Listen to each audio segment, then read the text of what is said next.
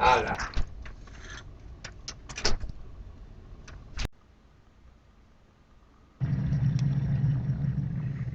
Storm clouds over flooded Britain. This is the ocean now lying over the farmland of Gloucestershire, and the water is still rising. We spotted this farmhouse, just high enough to stay above water, but totally isolated. One of many country lanes, suddenly impassable. A driver decides it isn't worth trying to get through. And Tewkesbury, repeatedly flooded, but this time it seems the worst of the waters are generally being held back. The barrage of bad weather that's produced all this is highly unusual. We've just had the windiest December in the UK since 1969. Also, the country's wettest December since 1993, and the highest storm surges in England since 1953. There are places where the defences have been overwhelmed, but what's remarkable is how many have done their job. The fields have filled with water which would otherwise be flowing into the street.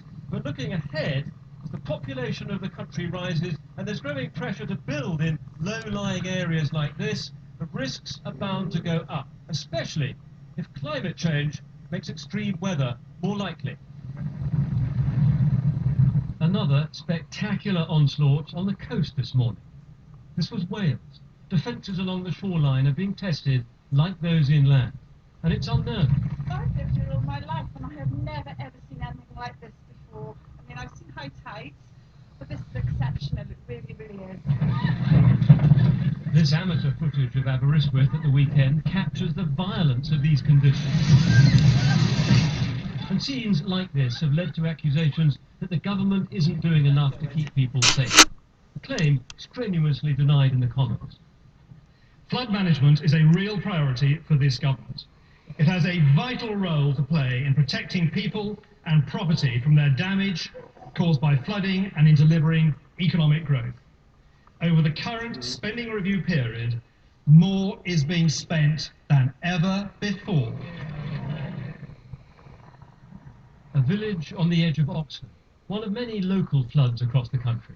But together they represent a serious national challenge.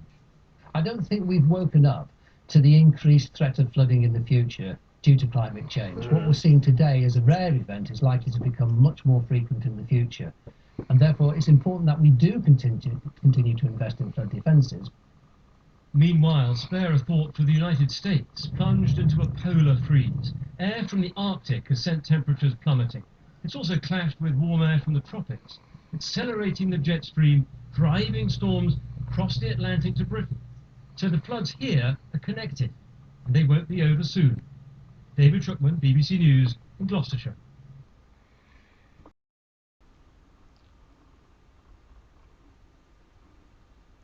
Here's the time up here.